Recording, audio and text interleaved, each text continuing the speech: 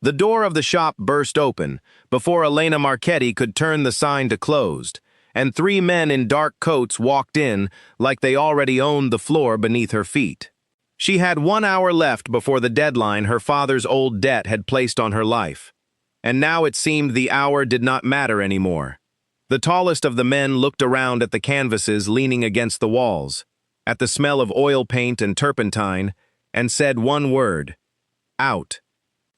Elena had spent the whole morning trying not to think about this moment, keeping her hands busy with brushes and small pots of color so her mind would not wander toward the calendar on the wall behind her counter, the one with today's date circled in red ink.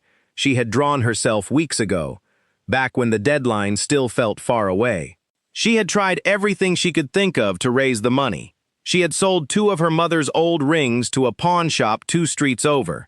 She had taken extra commissions from tourists who wanted quick sketches by the river, working until her fingers cramped and her eyes burned from the lamplight. None of it had been enough. The debt her father left behind, quiet and hidden for years, was larger than anything she could have imagined, and the men who now owned that debt did not care how hard she had tried. Elena did not move.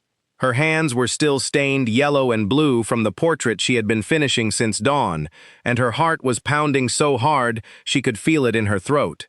She had known this day was coming ever since the letter arrived 3 weeks ago, the letter with the red seal and the name of a family everyone in the city was afraid to say out loud.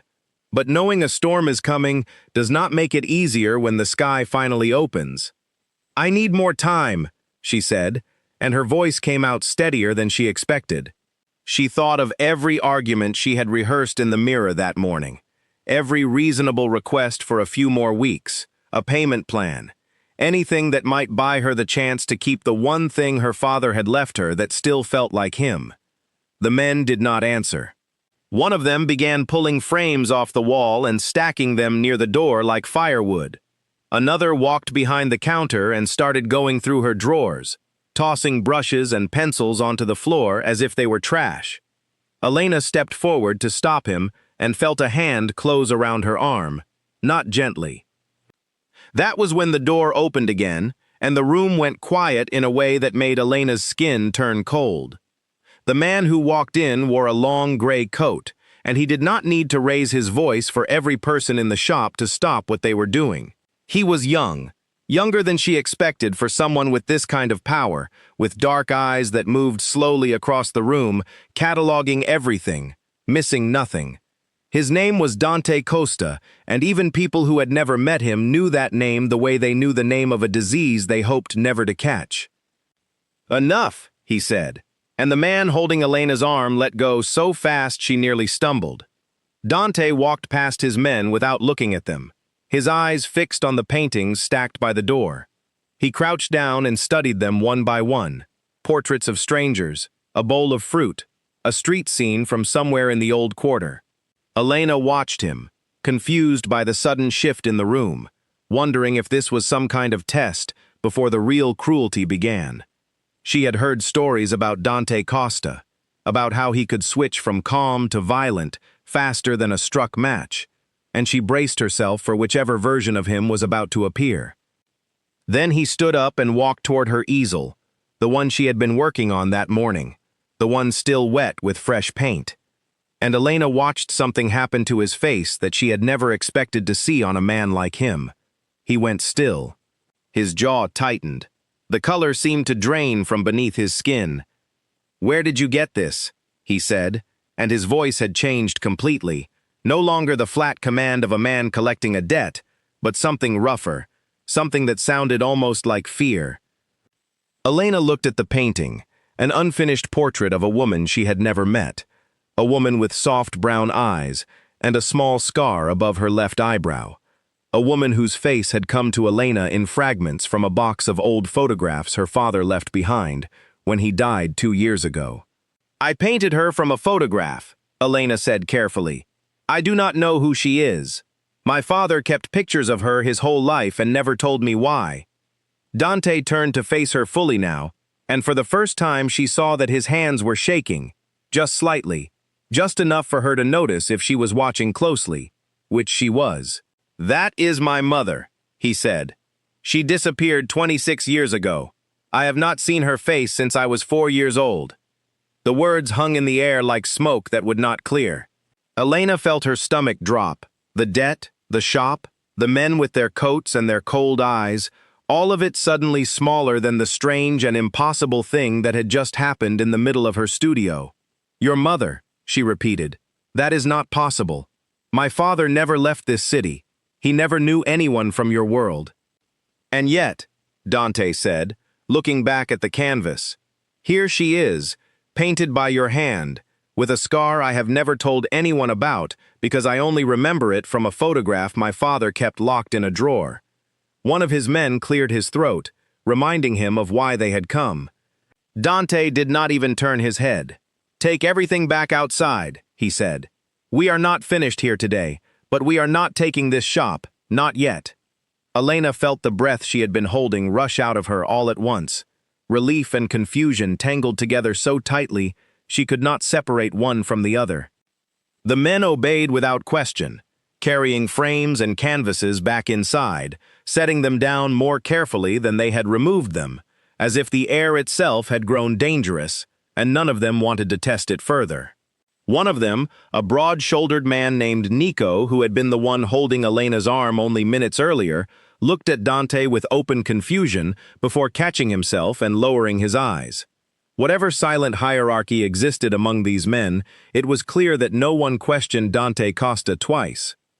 Within minutes, the shop was empty of everyone except Elena and Dante, standing on opposite sides of the small wooden counter that had belonged to her father, and to his father before him. The silence that followed felt enormous after the chaos of only a few minutes earlier, and Elena found herself studying the man across from her the way she might study a subject before beginning a portrait, searching for the details that would explain who he really was, beneath the coat and the reputation that walked into rooms before he did. He did not look like a man who inherited fear the way some men inherit money. There was something careful in the way he moved, something that suggested he had learned, a long time ago, to measure every action before taking it. When he finally spoke again, his voice had lost the hard edge it carried when he first walked through the door. "I came here today because a man who owes my family money has been avoiding us for 3 weeks, he said. "I expected to find excuses and empty promises, the same story I hear from half the shopkeepers in this city. I did not expect to find my mother's face staring back at me from an easel." Elena wrapped her arms tighter around herself. "I am sorry about your mother," she said carefully, though she still barely understood what any of it meant. "But I do not know how my father knew her, or why he kept her photograph hidden for so many years. He never once mentioned the name Isabel in my entire life." Dante studied the painting again, his eyes tracing the same lines Elena had spent hours perfecting that morning, without knowing whose face she was recreating. 26 years is a long time to keep a secret," he said quietly. "Long enough to build an entire life around a lie and never once let the truth slip through the cracks. My father remarried when I was 7. He told me my mother had chosen another man over her own son. I grew up angry at a woman I could not remember, and now I am standing in a stranger's shop wondering if everything I believed about her was invented." "I do not understand what is happening," Elena said, wrapping her arms around herself, though the shop was not cold. 2 hours ago, I thought I was going to lose everything I own. Now a man who was ready to take it from me is standing in the middle of it, asking about a woman in a painting." Dante did not answer right away.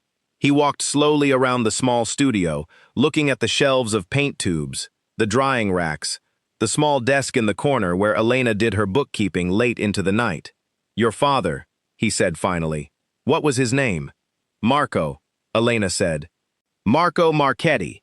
He ran this shop for 30 years before he passed it to me. He never spoke about his past before the shop, not once, not even when I asked him directly. I used to think there was nothing to tell." Dante's expression flickered, something crossing behind his eyes that Elena could not name. "My mother's name was Isabel," he said quietly. "She was married to my father when I was born, and one day, when I was 4 years old, she walked out of our house and never came back. My father told everyone she had run away with another man, that she had abandoned her family out of selfishness. I grew up believing that. I grew up hating a woman I could not even remember the face of. Elena's eyes moved back to the canvas, to the soft curve of the woman's mouth, the tilt of her head, details she had captured almost without thinking, guided only by the handful of photographs her father had kept hidden in a shoebox at the back of his closet. If that is really her, Elena said slowly, then maybe the story you were told is not the whole truth. Dante's jaw tightened again, and this time Elena saw something dangerous flash across his face, not directed at her, but at the years behind him, at a father who had lied, at an absence that had shaped his entire life. I need to know what your father knew, he said. I need every photograph, every letter, everything he left behind that could explain why a woman who vanished from my family's world ended up in the memory of a man who owned a paint shop on the other side of the city. Elena hesitated. She thought of the box in her apartment upstairs, the one she had never fully gone through, because doing so felt like intruding on a version of her father she had never known. She thought of the debt collectors who would surely return, of the fragile piece that had just been bought by nothing more than a painted face. And she thought, strangely, that whatever this man wanted from her, it was no longer about the shop at all. I will show you what I have, she said. But I need something from you first. I need you to promise that whatever we find, you will not use it against me or against my father's memory. Dante studied her for a long moment, the way he had studied the paintings, cataloging, weighing. Then he nodded once, a small motion, but one that felt like a vow between two people who had every reason not to trust each other, and no good reason to trust each other now. Outside, the sun was beginning to set over the rooftops, painting the sky the same shade of orange, Elena often mixed for her sunset paintings, a color she had never been able to get quite right, no matter how many times she tried. She locked the shop door behind Dante's men as they left, and for the first time in 3 weeks, the fear that had been living in her chest was replaced by something else entirely, something sharper and stranger. A question that would not let her rest until she found the answer. Who was Isabel Costa to her father, and why had he spent his whole life keeping her face a secret, only for that secret to walk back into the world the moment his daughter's shop was about to fall into the hands of the son Isabel had left behind? Dante paused at the doorway before stepping out into the evening air, and he looked back at Elena with an expression she could not fully read, something between suspicion and desperate hope. Tomorrow, he said. I will come back tomorrow, alone. Do not speak of this to anyone, not to your friends, not to your creditors, not to my men if you see them in the street. Some doors, once they are opened, cannot be closed again, and I do not yet know what is waiting behind this one. Elena nodded, though her mind was already racing ahead, already climbing the stairs to her apartment, already reaching for the shoebox she had avoided for 2 long years. As she watched Dante Costa disappear into the darkening street, his coat blending into the shadows between the street lamps, she realized that the danger she had been afraid of that morning had not disappeared at all. It had simply changed shape, becoming something far more complicated, something tied not to money or debt, but to blood, memory, and a truth that 2 families had buried at the same time, without ever knowing they shared the same grave. Before she reached her apartment, Elena stopped at the bottom of the stairwell and pressed her back against the cool plaster wall, letting herself breathe for the first time since the shop door had burst open that afternoon. She thought about the years she had spent believing her father was simply a quiet man who loved his work and disliked talking about himself, a man who had raised her alone after her mother passed away, who had never once given her reason to think his silence hid anything darker than ordinary grief. Now that silence felt different. It felt deliberate, built carefully over decades, a wall constructed one unanswered question at a time.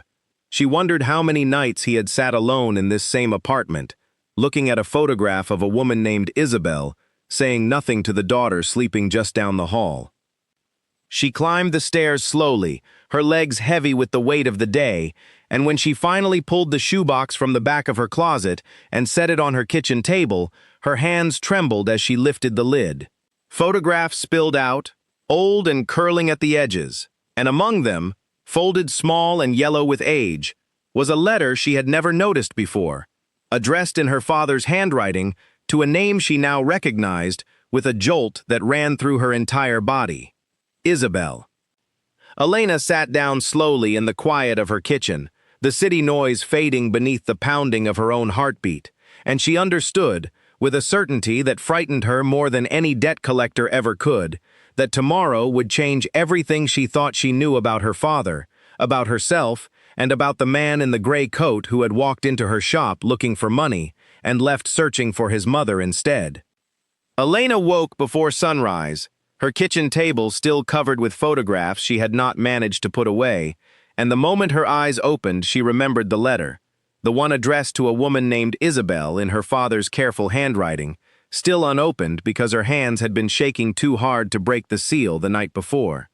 She sat up in bed and stared at the ceiling for a long moment, listening to the quiet street below, wondering if Dante Costa would really come back as he promised, or if the strange encounter in her shop had only been the beginning of something far more dangerous than she understood. By the time the sun had fully risen, she was back at the kitchen table, with a cup of coffee going cold beside her, and the letter finally open in her hands. The paper was fragile, softened by decades folded inside a shoebox, and her father's handwriting filled both sides in small, careful script. She read it twice before she trusted herself to understand what it said. "My dearest Isabel," it began, "I know you cannot answer this letter, and perhaps you will never read it at all, but I need to write these words somewhere, or they will stay locked inside me forever. I think of the night you came to me with nothing but the clothes on your back and your son's photograph pressed against your chest, and I think of how frightened you were, more frightened than I had ever seen another person. I did what I promised. I found you a place to disappear, far from the family that would have destroyed you for wanting a different life. I only wish I could have found a way to keep your son safe with you as well. I hope, wherever you are now, that you found the peace you deserved." Elena set the letter down with hands that would not stay steady. Her father had not simply known Isabel Costa. He had helped her disappear. He had been part of the very secret that had shaped Dante's entire life, the secret that had convinced a young boy his mother abandoned him out of selfishness when the truth, it seemed, was something else entirely. A knock at the shop door downstairs interrupted her thoughts. 3 careful knocks, nothing like the forceful pounding of the men who had arrived the day before. Elena wrapped the letter carefully in a cloth and carried it downstairs, her heart hammering as she unlocked the door to find Dante standing alone on the sidewalk, dressed more simply than the day before. No long coat, no men trailing behind him, just a man who looked like he had not slept much either. "I found something," Elena said before he could speak, and she led him inside, locking the door behind them out of instinct more than any real belief that it would keep either of them safe from whatever was unfolding. She handed him the letter without another word, and she watched his face as he read it, watched the color drain from his cheeks the same way it had when he first saw the portrait. When he finished, he read it a second time, then a third, his hands gripping the edges of the paper so tightly Elena worried he might tear it. "She did not abandon me," he said finally, his voice barely above a whisper. "Everything my father told me was a lie. She was running from something, and your father helped her." Elena nodded slowly. "I think we need to understand what she was running from," she said. "If we know that, maybe we can understand why he never told me any of this, why he carried it alone for so many years, instead of ever explaining even a small part of the truth." Dante set the letter down on the counter and began pacing the length of the small shop, his mind clearly working through pieces of a puzzle that had been missing for over 2 decades. "My father was not a kind man," he said. "I have known that since I was old enough to understand what kindness actually looks like. He built our family's power through fear, through violence when necessary, and he expected absolute loyalty from everyone around him, including his wife. If Isabel wanted a different kind of life, if she tried to leave that world behind, he would never have simply let her go. He would have hunted her," Elena said quietly, finishing the thought Dante seemed unwilling to say aloud. Dante stopped pacing and looked at her, and for a moment the two of them stood in silence, the weight of what they were uncovering settling over the small shop like dust after an explosion. "If that is true," he said, "then my father spent 26 years telling everyone she abandoned us, while secretly searching for a woman who was hiding from him the entire time. And somehow she never surfaced. Somehow, whatever your father did to protect her, it worked." Elena thought of her father's quiet life, his refusal to travel far from the city, his habit of watching the street from the shop window whenever a stranger lingered too long outside. She had always assumed it was simply the caution of a man who had built something small and precious and did not want to lose it. Now she wondered if it had been something else, a lifetime spent looking over his shoulder for a danger he never explained to his own daughter. "There were more photographs in the box," she said, moving toward the stairs. "I did not look through all of them last night. Maybe there is more that can help us understand what happened, where she went, whether my father stayed in contact with her after she disappeared." Dante followed her upstairs without hesitation, and for the first time since he had walked into her shop the day before, Elena felt something shift between them, not quite trust, but a shared urgency that made the space between them feel smaller than it had before. They spread the remaining photographs across her kitchen table, dozens of them, some faded almost beyond recognition, others surprisingly sharp despite their age. Most of the photographs showed her father as a young man, sometimes alone, sometimes with people Elena did not recognize. But 3 photographs near the bottom of the box made both of them go still. In each one, her father stood beside a young woman with the same soft brown eyes and small scar above her left eyebrow that Elena had painted from memory just days before, without knowing whose face she was recreating. In one photograph, they stood in front of a building Elena did not recognize, a small house with a garden gate. In another, they were laughing at something outside the frame, young and unguarded in a way Elena had never seen her father look in any photograph taken after she was born.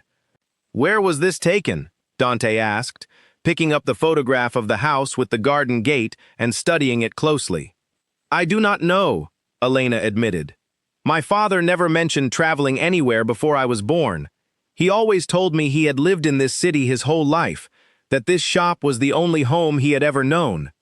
Dante turned the photograph over, and there, written in faded pencil on the back, was a single word that made his breath catch.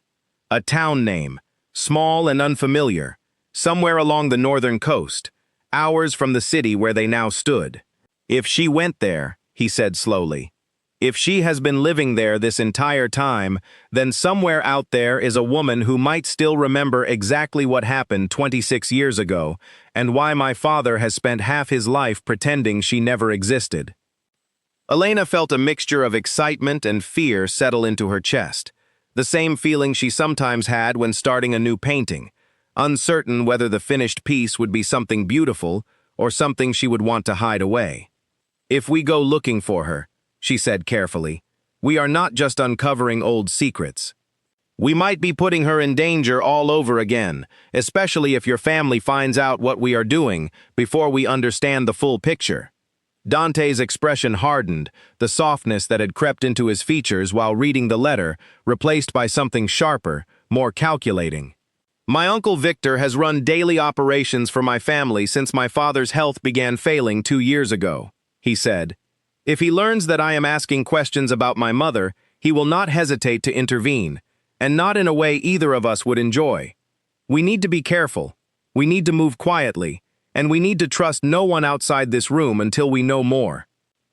Elena thought of the men who had stormed into her shop only a day earlier, of the debt that still technically hung over her head despite Dante's intervention, and she realized that whatever fragile safety she had gained by painting a stranger's face was likely temporary at best. "If your uncle discovers you delayed the seizure of my shop for a personal reason," she said, "what happens to me?" Dante met her eyes directly, and there was something steady in his gaze that surprised her, a kind of promise she had not expected from a man in his position. "Nothing happens to you," he said. "Whatever else is true, you did not create this situation, and you have already given me more truth in one day than my own family gave me in 26 years. I will handle Victor. I will find a way to explain the delay that does not put either of us at risk." A sudden sound from the street below made both of them freeze, the low rumble of a car engine idling too long outside a shop that had no customers waiting for it. Dante crossed to the window and looked down through the gap in the curtain, his body tense in a way that reminded Elena, uncomfortably, of exactly who he was and what world he came from. "It is nothing," he said after a moment, though his voice did not sound entirely convinced. "A delivery van. Nothing more." Still, he stepped back from the window and lowered his voice when he spoke again. "We should not stay here much longer today," he said. "If anyone saw me enter yesterday and again this morning, questions will follow, and questions in my family rarely stay quiet for long." Elena felt a fresh wave of unease settle over her, the reminder that whatever they were building between them, trust, curiosity, a shared search for the truth, existed inside a world that could turn dangerous without warning. She thought about her father again, about the careful life he had built in this shop, the way he never let strangers linger too long at the counter, the way he always checked the street before locking up at night. She had spent her whole life believing these habits were simply the quirks of a private man. Now they read like the careful discipline of someone who had spent decades protecting a secret large enough to end more than one life. "Tell me about your uncle," Elena said, turning back to the photograph spread across the table. "If he is the one who truly controls things now, I want to understand what we are dealing with before we go any further." Dante exhaled slowly and sat back down across from her. "Victor is my father's younger brother," he said. "He has always wanted more power than my father allowed him, and now that my father's health has failed, he has most of it. He is patient, more patient than my father ever was, which makes him more dangerous in some ways. He does not act out of anger, he acts out of calculation, and he does not forgive loose threads left hanging. And if he learns you delayed collecting a debt because of a painting," Elena said, "he will see it as weakness," Dante said simply. "And weakness, in my family, is treated as something to be corrected, quickly and without much discussion. That is why we cannot move carelessly. Every step from here needs a reason that makes sense to anyone watching from outside this room." Elena studied him for a long moment, trying to reconcile the man in front of her, worried and searching for a mother he barely remembered, with the reputation that had walked through her door the day before, ready to take everything she owned. "Why are you doing this?" she asked finally. "You could have simply taken the shop yesterday and walked away with no questions asked. No one would have blamed you for finishing the job you came to do." Dante was quiet for a while before he answered, his eyes drifting back to the photograph of the young woman standing beside Elena's father in front of the small house with the garden gate. "Because for 26 years," he said, "I built my entire understanding of myself around being the son a woman chose to abandon. Every decision I have made, every wall I built around myself, started with that belief. If it is not true, if she did not choose to leave me, then I do not know who I am supposed to be anymore, and I cannot walk away from that question now that it has been asked." Elena felt something soften in her chest at his words, an unexpected sympathy for a man she had every reason to fear. She thought of her own father, quiet and burdened in ways she never understood until yesterday, and she realized that grief, whatever form it took, tended to leave the same kind of silence behind it, the same unanswered questions passed down to children who deserved better explanations than the ones they were given. They spent the rest of the morning going through the remaining photographs, piecing together fragments of a story that was still far from complete. By early afternoon, Dante had a plan forming, quiet and careful, a trip to the coastal town written on the back of the photograph, disguised as ordinary business, so no one within his family would think to question it. Elena, despite every instinct telling her to stay far away from anything connected to the Costa family, found herself agreeing to go with him, unwilling to let the truth about her own father remain buried any longer than it already had been. As the afternoon light shifted across the kitchen table, illuminating decades-old photographs of two people, who had once shared a secret large enough to change both their futures, Elena allowed herself, for just a moment, to feel something other than fear, curiosity perhaps, or the strange comfort of no longer carrying an unanswered question alone. Whatever waited for them along the northern coast, she now understood that she was not simply protecting her father's shop or her own future. She was chasing the last unfinished chapter of a story her father had spent his whole life trying to keep sealed away, and there would be no turning back once that chapter was finally opened. The road to the coastal town felt longer than the map suggested, and Elena spent most of the drive watching the mirrors on Dante's car, unable to shake the feeling that the delivery van from outside her shop the day before had not been as harmless as he claimed. Dante drove in silence for the first hour, his hands steady on the wheel, his eyes flicking to the rearview mirror almost as often as Elena's did, a small confirmation that his calm words yesterday had not fully convinced even himself. "We are being careful," he said eventually, as if reading her thoughts. "I told my uncle I was meeting a supplier about a shipment delay. It is a believable excuse. He will not think twice about it unless something forces him to look closer." Elena nodded, though the tightness in her chest did not fully loosen. She had left the shop locked and dark that morning, a small handwritten sign taped to the door explaining she would return within a few days, a fragile excuse that would not hold up if her creditor came looking for answers before then. She thought of everything she was risking: the shop, her safety, the quiet life she had built after her father's death. All of it staked on the possibility that a stranger in a photograph could still be found after 26 years of silence. The town, when they finally reached it in the late afternoon, was smaller than Elena expected. A cluster of narrow streets running down toward a gray harbor where fishing boats rocked gently against a worn wooden dock. Dante parked near the town square and sat for a moment without moving, staring at the photograph in his hand as if it might reveal an address if he looked at it long enough. "We do not even know if she still lives here," Elena said gently. 26 years is a long time. She could have moved on years ago, or... She did not finish the sentence, and Dante did not ask her to. They both understood the other possibility hanging unspoken between them, the one where their search ended not with answers, but with a grave somewhere along this quiet coastline. Dante folded the photograph carefully and tucked it into his jacket. "We start asking questions carefully," he said. "No names, not yet. We describe her, we watch how people react." They spent the next 2 hours moving through small shops and cafes, describing a woman with soft brown eyes and a scar above her left eyebrow, a woman who might have arrived in town suddenly, alone, sometime around 26 years ago. Most people shook their heads, polite but unhelpful, until they reached a small bakery near the harbor, where an older woman behind the counter went very still at the description, her hands pausing over a tray of bread. "Why are you asking about her?" the woman said carefully, her eyes moving between Elena and Dante with open suspicion. Elena stepped forward before Dante could speak, sensing that his presence, tall and serious in his dark coat, might frighten the woman into silence. "My father knew her many years ago," Elena said. "He passed away recently, and I found photographs of them together. I only want to know if she is well, nothing more." The woman studied them both for a long moment before her shoulders relaxed slightly. "She goes by a different name now," the woman said quietly. "She has lived here since before my own children were born. She keeps to herself, mostly. Runs a small flower shop 2 streets from here, but she does not like strangers asking questions about her past.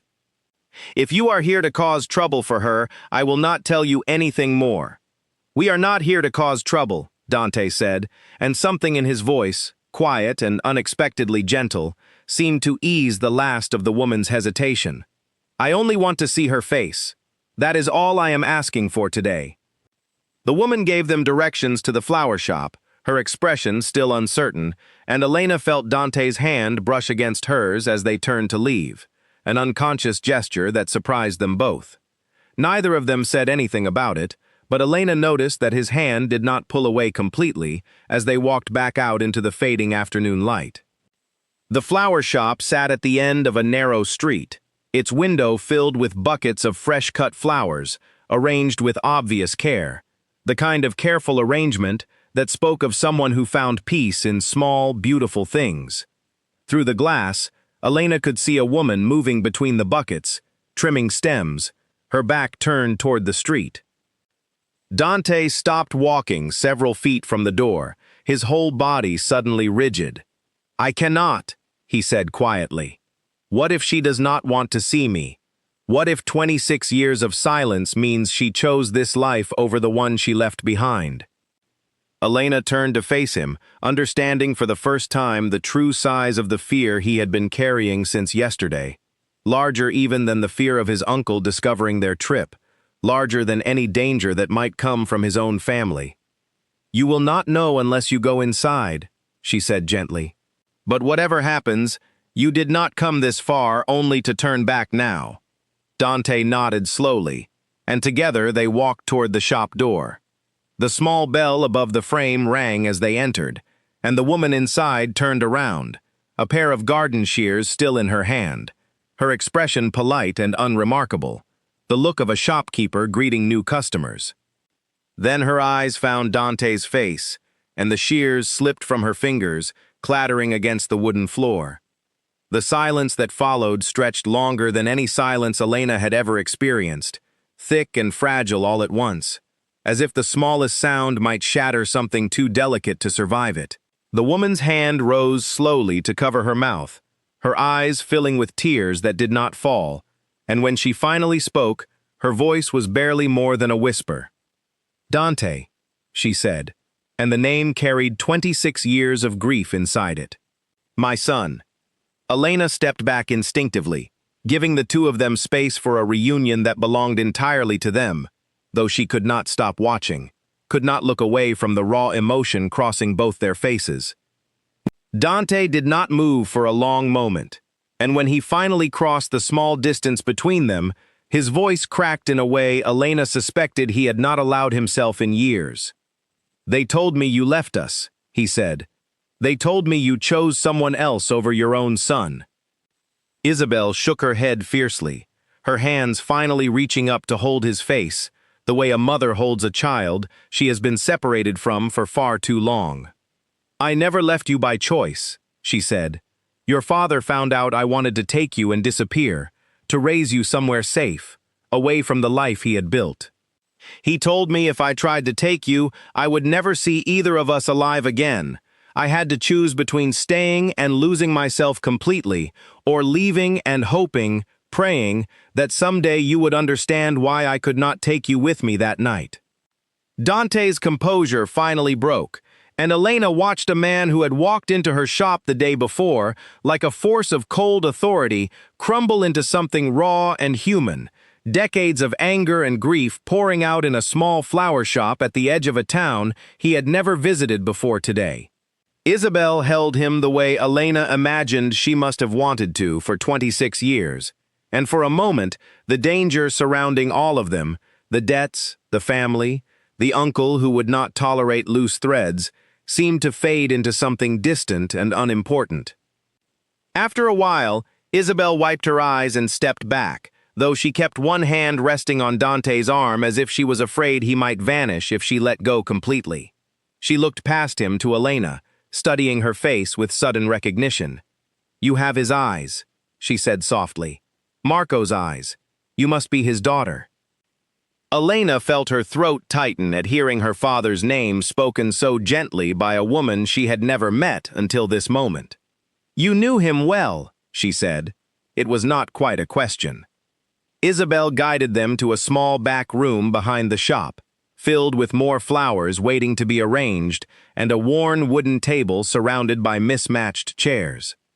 She poured them each a cup of tea with hands that still trembled slightly, and once they were seated, she began to speak, slowly at first, then faster, as if the words had been waiting behind a locked door for 26 years.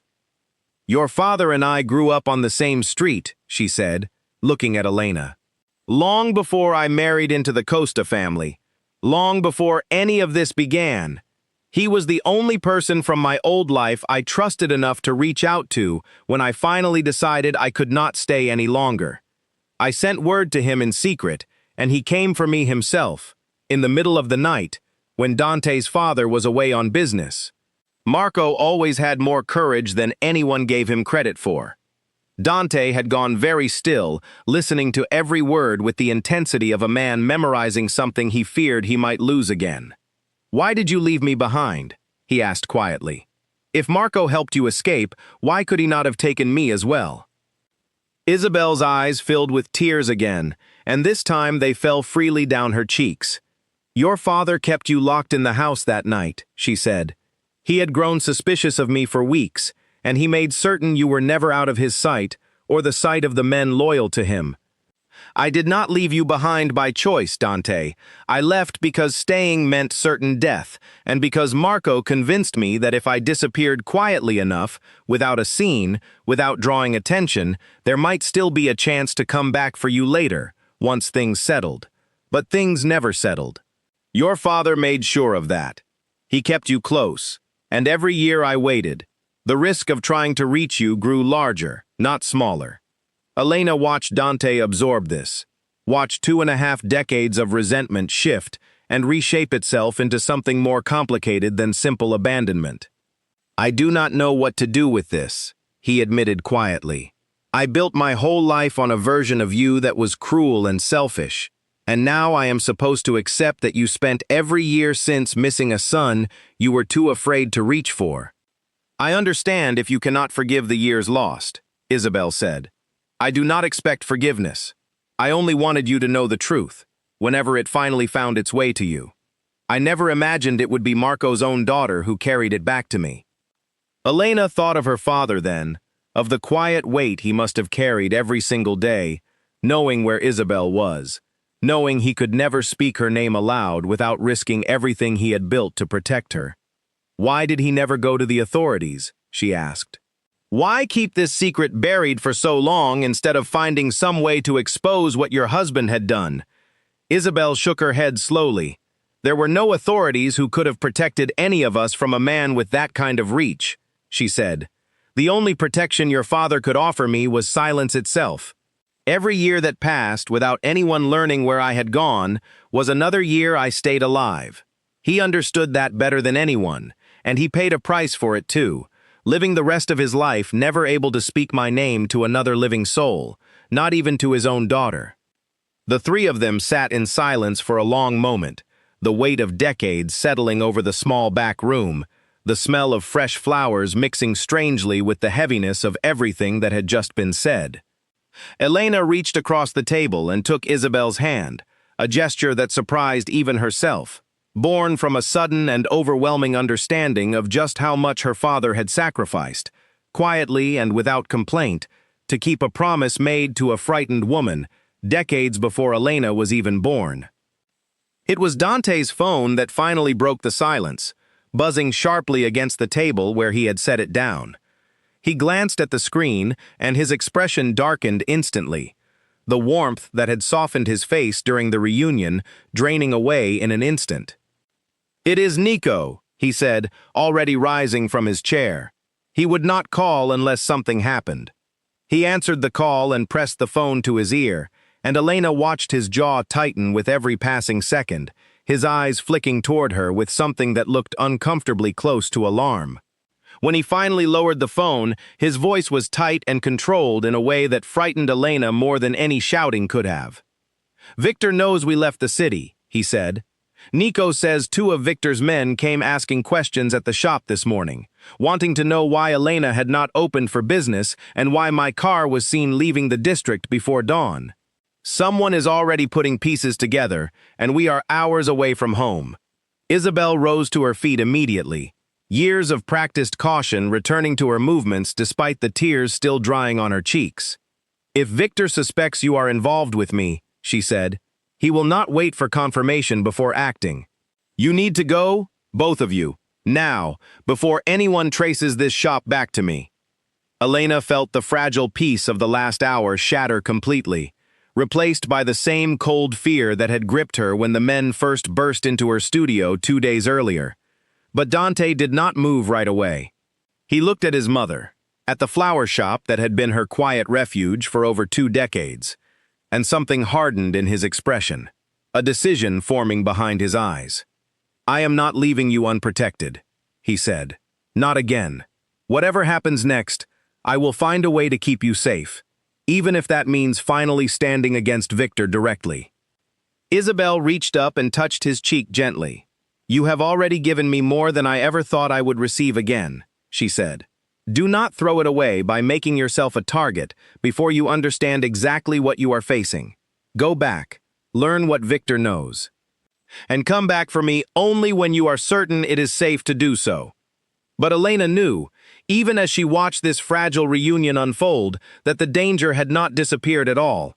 It had only been waiting, patient and quiet, for the right moment to return. And somewhere back in the city, she suspected, that moment was already beginning to take shape, carried by a delivery van that had lingered too long outside her shop, and by an uncle who had not become the second most powerful man in a criminal family by ignoring small, unexplained absences. Smoke was still hanging in the air when Elena and Dante reached the shop, and for one terrible second, Elena thought the building itself had been set on fire. Then she saw the broken window, glass scattered across the sidewalk like ice, and the door hanging open on one hinge, and she understood that something worse than fire had happened here while they were hours away on the coast. Elena ran the last few steps without thinking, Dante close behind her, and what she found inside made her stomach turn. Every canvas she owned had been torn from the walls and thrown to the floor. Drawers had been pulled from her desk and emptied, papers scattered like fallen leaves across the wooden floorboards. Her easel, the one that had held the unfinished portrait of Isabel, lay on its side near the counter, and for a moment Elena could not find the painting at all among the wreckage. "There," Dante said, his voice tight, pointing toward a corner where the canvas had been kicked. Face down, one corner torn. He crossed the room and lifted it carefully, and Elena felt a strange rush of relief when she saw that the tear had only caught the edge, the face of Isabel still intact, still recognizable beneath a layer of dust. "They knew exactly what they were looking for," Dante said quietly, examining the damage. "This was not a random seizure. Victor sent men here specifically to find something connected to my mother, and when they could not find her in the flesh, they tried to destroy whatever proof of her existed instead." Elena knelt among the ruins of her studio, gathering scattered brushes with hands that would not stop shaking. "How did they know so quickly?" she asked. "We were only gone for a day." Dante's jaw tightened. "Nico told me Victor has had someone watching this shop since yesterday," he said. "My delay in collecting the debt raised suspicion the moment it happened. Victor does not trust unexplained mercy, especially not from me. He has spent 2 years waiting for a reason to question whether I am fit to inherit what my father built, and now I have handed him one." A sound from the doorway made them both turn sharply, and Elena's heart lurched when she saw Nico standing there, his expression grim, 2 other men behind him whose faces she recognized from the day the seizure had first begun. But Nico raised his hands slowly, a gesture of peace rather than threat. "Victor sent us to finish the job properly this time," he said, his voice low. "He does not know I am telling you this. He believes the shop should have been seized 2 days ago, and he has ordered us to complete the seizure today, with force if necessary, and to bring Elena in for questioning about her connection to Isabel Costa." Elena felt the blood drain from her face. "Questioning," she repeated. "What does that mean exactly?" "It means Victor wants answers, and he does not particularly care how he gets them," Nico said grimly. "Dante, he has men stationed 2 streets over right now, waiting for my signal. I came ahead because I owed you enough loyalty to give you a warning first, but I cannot stall them for long." Dante's expression shifted into something Elena had not seen from him before, a cold and focused calm that reminded her, uncomfortably, of exactly what kind of world he had grown up inside. He looked at the wreckage of Elena's shop, at the torn portrait still cradled carefully in his arms, and something in him seemed to settle into a decision he had perhaps been avoiding making until this exact moment. Take Elena somewhere safe, he told Nico. Somewhere Victor will not think to look immediately. I will handle my uncle myself. Absolutely not, Elena said before Nico could respond, surprising even herself with the force in her voice. This became my fight the moment your men walked through that door 2 days ago. I will not hide while you face your uncle alone. Dante turned to her, and for a moment something almost gentle crossed his expression despite the tension gripping the room. This is not a request born from doubting your courage, he said. Victor does not fight fair, and he has no reason to show you mercy. I need to know you are safe before I can focus on stopping him. Before Elena could argue further, the sound of car doors slamming outside cut through the tension, followed by heavy footsteps approaching the broken doorway. Nico swore under his breath and positioned himself between the door and the 2 people he had come to warn. But it was too late. Victor Costa stepped through the shattered entrance himself, flanked by 4 men, his expression carrying none of the surprise Elena expected from a man discovering his nephew had disobeyed him. I thought I might find you here, Victor said, his voice smooth and unhurried in a way that felt far more dangerous than shouting ever could. Sentiment has always been your weakness, Dante. Your father indulged it because he loved you. I do not have the same patience. This does not concern you, Dante said, stepping forward to place himself between Victor and Elena. This is a private matter. Victor's eyes flicked toward the torn portrait still resting against the counter, and something calculating passed behind his gaze. Private matters do not usually involve delayed debt collection and unauthorized trips outside the city, he said. Your mother has been dead to this family for 26 years, Dante. I do not know what fantasy this girl and her paintings have convinced you of, but it ends today. Bring the girl. We will discuss the rest of this at home, away from prying eyes. Nico shifted his stance slightly, clearly torn between the loyalty he owed Dante and the authority Victor still commanded within the family. Elena felt fear tighten around her chest, but beneath it, something else was rising too. A stubborn refusal to be treated as a piece, to be moved between 2 powerful men, fighting for control of a family she had never asked to be part of. She is not dead, Dante said quietly, and the room went still.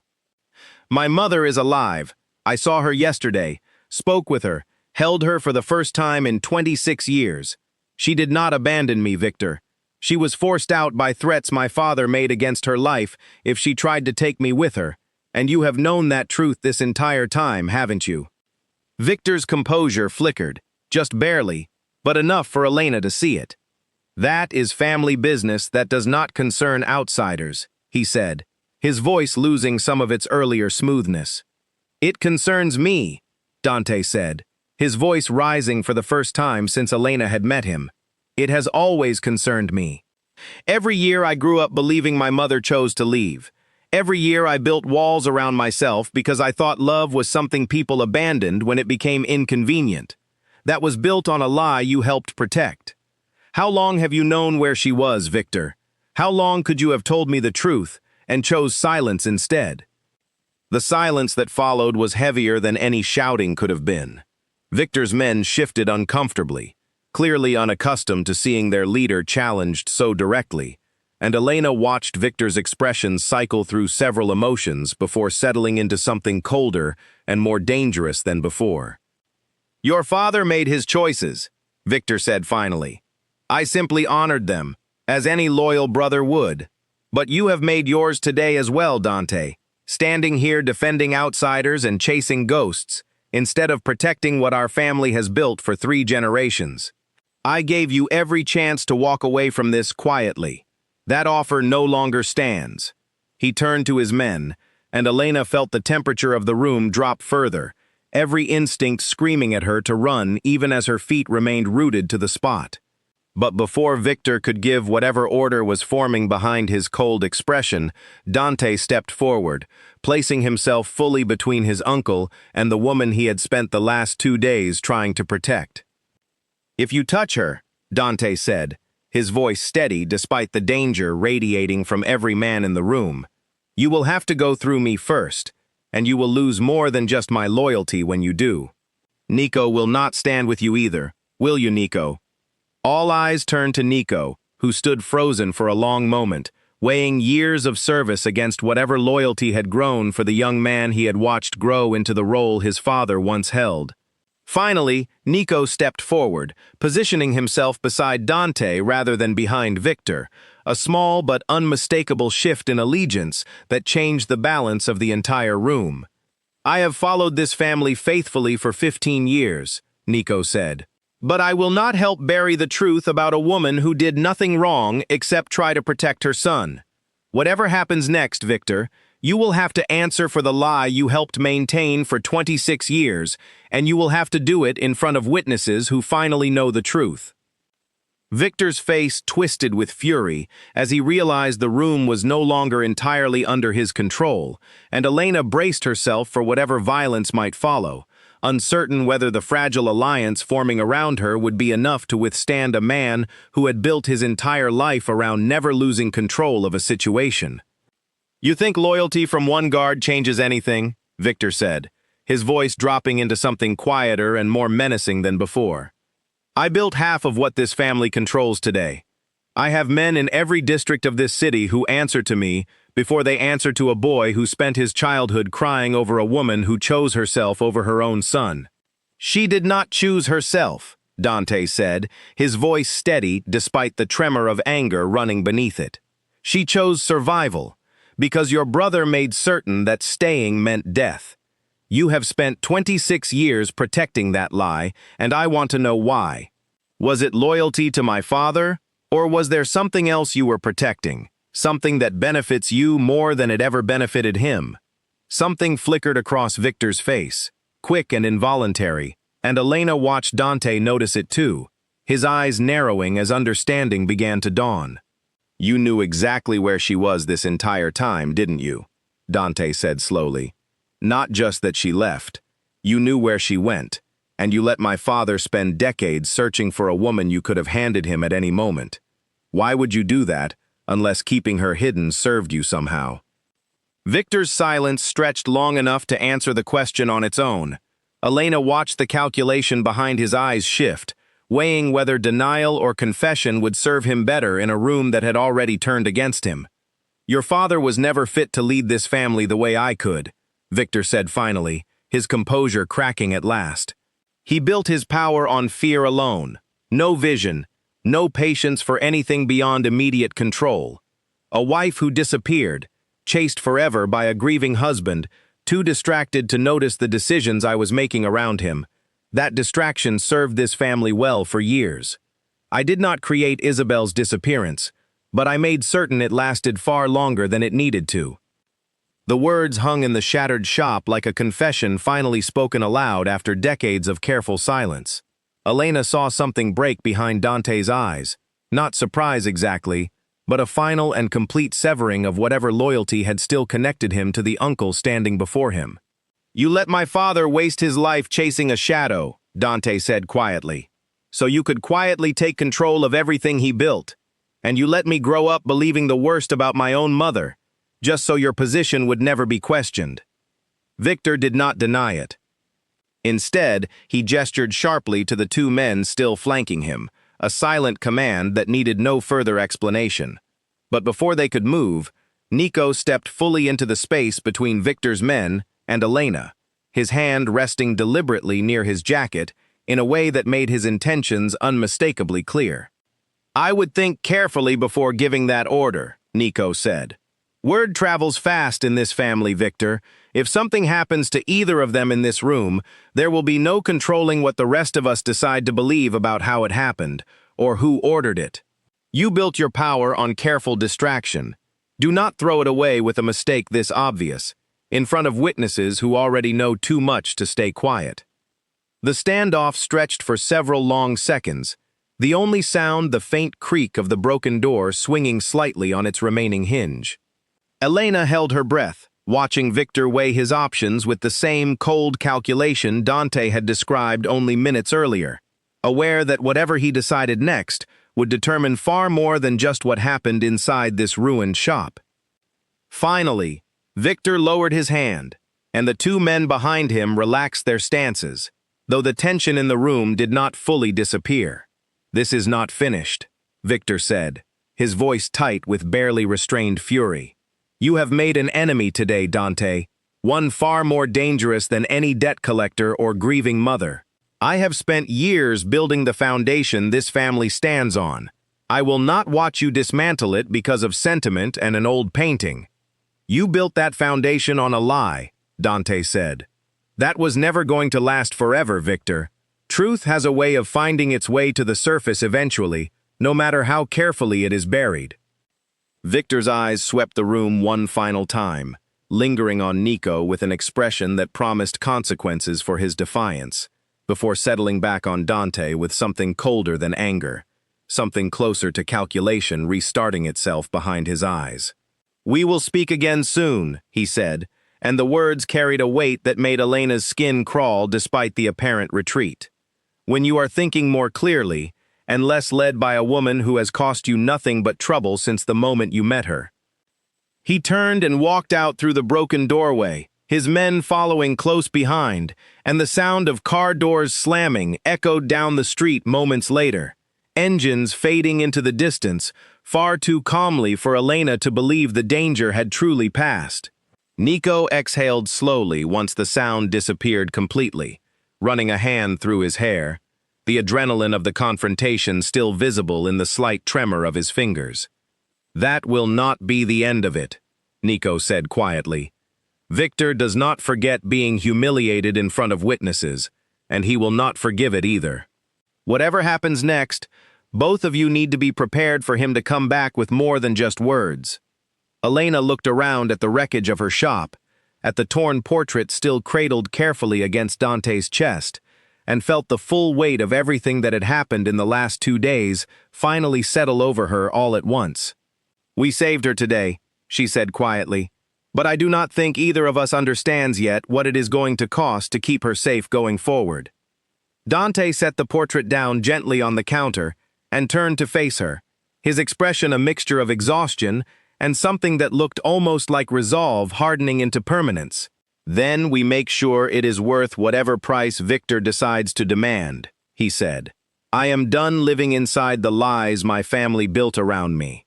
Whatever comes next, I would rather face it with the truth standing beside me than spend another 26 years pretending it does not exist." 3 nights after Victor walked out of her shattered shop, Elena woke to the sound of glass breaking somewhere below her apartment, and her first thought was that he had finally decided words were no longer enough. She grabbed the nearest heavy object, an old brass candlestick from her nightstand, and crept toward the stairs with her heart pounding so loudly she was certain it could be heard through the walls. It was Nico standing in the wreckage of what remained of her shop window, his face pale and urgent in the dim streetlight filtering through the broken glass. "Elena," he said quickly, keeping his voice low, "Victor is moving tonight. He has spent 3 days gathering support from the older members of the family, convincing them Dante has become a liability, someone whose judgment cannot be trusted because of what he calls his weakness for outsiders and lost causes. He plans to remove Dante from any position of authority before dawn, and I do not think he intends to stop there." Elena felt the candlestick slip slightly in her trembling grip. "Where is Dante now?" she asked. "At his father's house, arguing with the older man himself, trying to convince him Victor's version of events is a lie built to protect his own ambitions," Nico said. "But his father is not well, Elena. His mind wanders more than it used to, and Victor has had 3 days to plant doubt, while Dante was busy trying to keep you and his mother safe. I do not know if the old man will believe his own son over the brother who has been managing his affairs for 2 years." Elena did not hesitate. "Take me there," she said, already reaching for her coat despite every instinct warning her that walking directly toward the heart of the Costa family's power was possibly the most dangerous decision she had made in her entire life. Nico studied her for a moment, clearly weighing the wisdom of the request, before nodding once and leading her out into the dark street, where his car waited, with the engine already running. As they drove through the quiet streets, Nico glanced at her in the rearview mirror, his expression unusually thoughtful for a man who had spent his career following orders without much room for reflection. "You do not have to do this," he said. "Whatever happens tonight, no one would blame you for staying out of it. This is not your family, and it was never supposed to become your fight. It stopped being just their fight the moment my father's secret became tangled up in it," Elena said quietly, watching the dark buildings pass by outside the window. He spent his whole life protecting people who could not protect themselves. "I think I finally understand why, and I am not going to abandon that now just because it has become dangerous."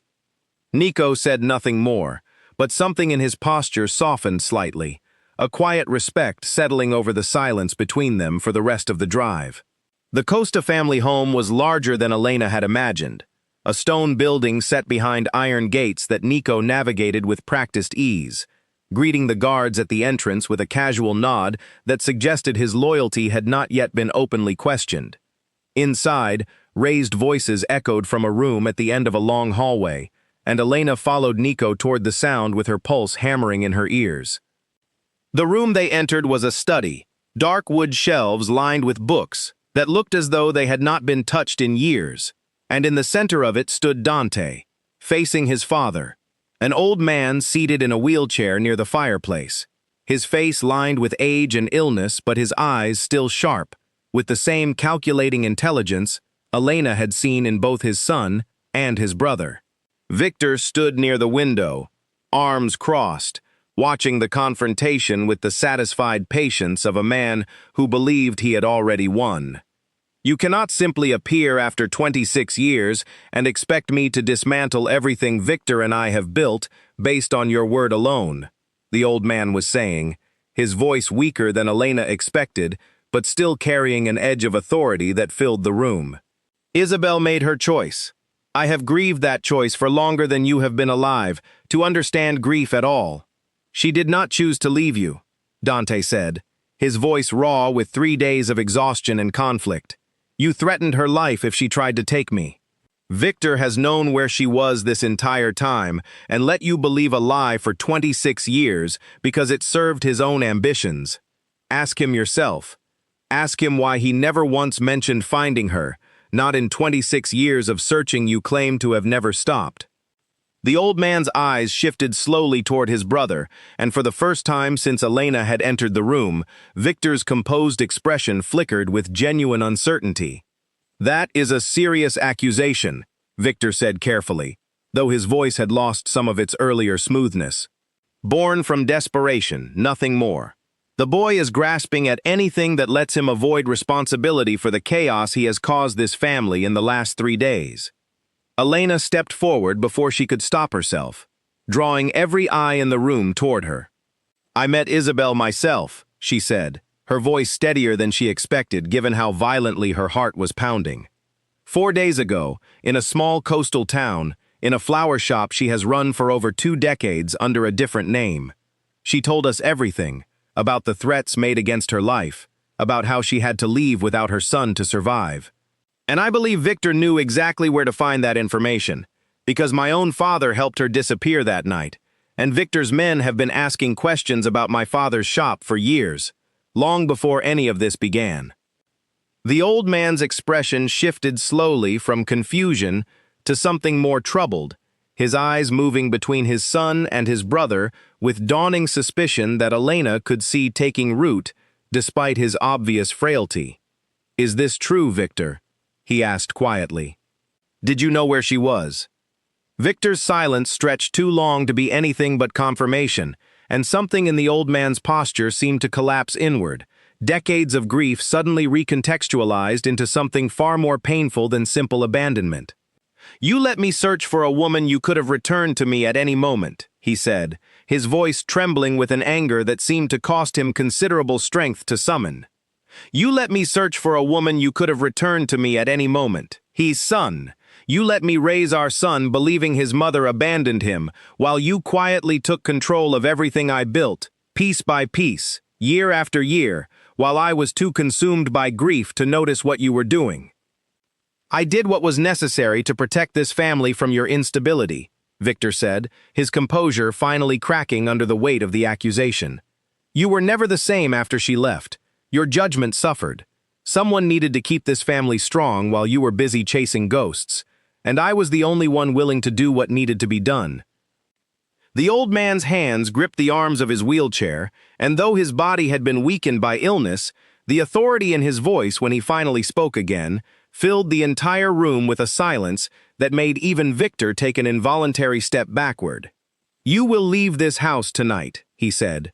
You will relinquish every position of authority you have held for the past 2 years, and you will never set foot in any business connected to this family again.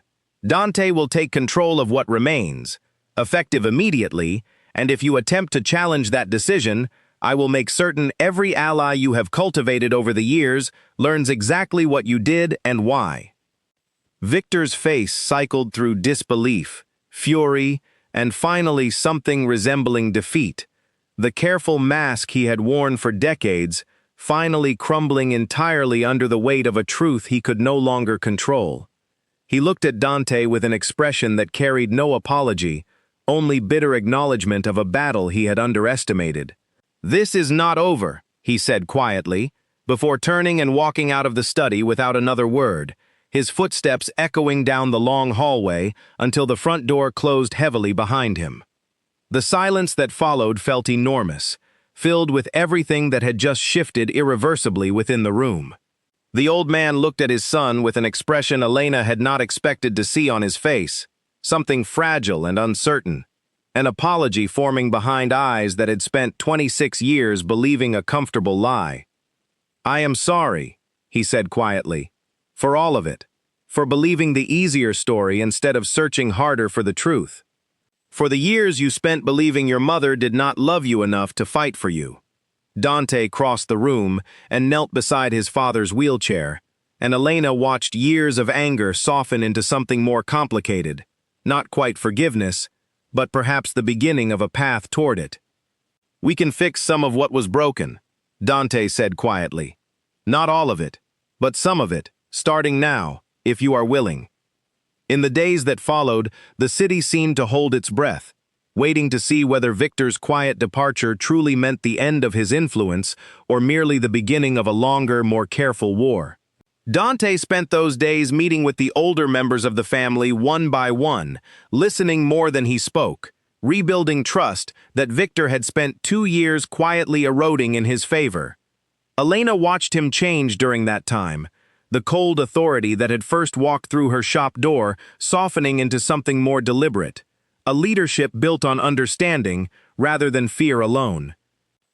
She did not see him every day during that stretch, but he never let more than a few days pass without appearing at her shop, sometimes only for a few minutes, sometimes staying long enough to help her sweep broken glass or carry damaged canvases to the small storage room in the back.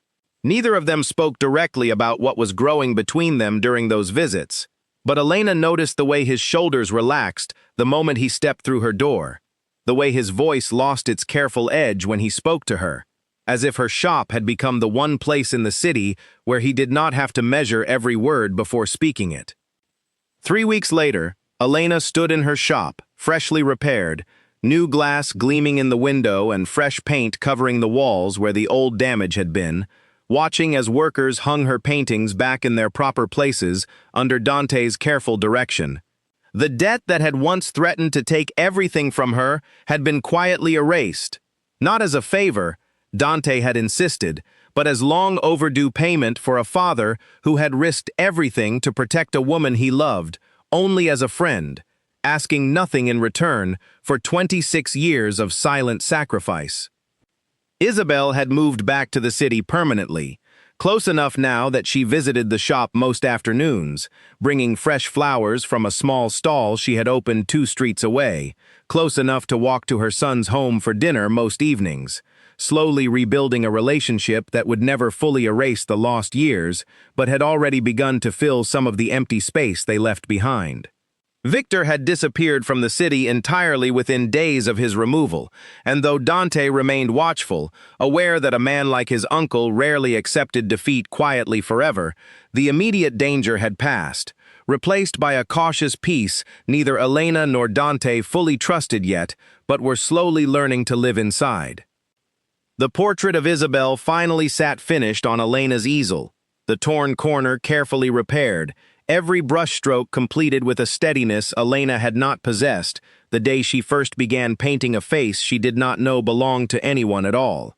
Dante stood beside her, watching the final strokes with the same quiet intensity he had shown from the very first day he walked through her door, expecting to seize a shop, and instead found the truth he had spent his whole life searching for without knowing it. "I have another commission for you," he said, as Elena stepped back to study the finished painting. "Something new, if you are willing to take it on." Elena raised an eyebrow, wiping paint from her hands with a cloth that no longer smelled of fear the way it had 3 weeks ago. "What did you have in mind?" she asked. Dante reached into his coat and pulled out a small photograph, one Elena had never seen before, taken just days earlier outside the flower shop. The three of them, Elena, Dante, and Isabel, laughing at something lost to memory now, caught together in a single unplanned frame. "I want a portrait of this," he said quietly. "Of what we found, after everything nearly took it away. Something to hang here, in this shop, where it all began." Elena took the photograph from his hands, studying the easy warmth captured within it, so different from the tension and fear that had filled this same room only weeks before. She looked up at Dante, at the man who had walked in as a stranger sent to destroy everything she had, and had instead become the person who helped her uncover a truth buried deep enough to nearly disappear forever. "I would be honored," she said, and meant it completely. Outside, the evening light spilled golden across the street, the same color she had never quite managed to mix correctly no matter how many times she tried, and for the first time in longer than she could remember, Elena felt no fear in watching the sun go down, only the quiet certainty that whatever waited beyond tomorrow, she would not be facing it alone.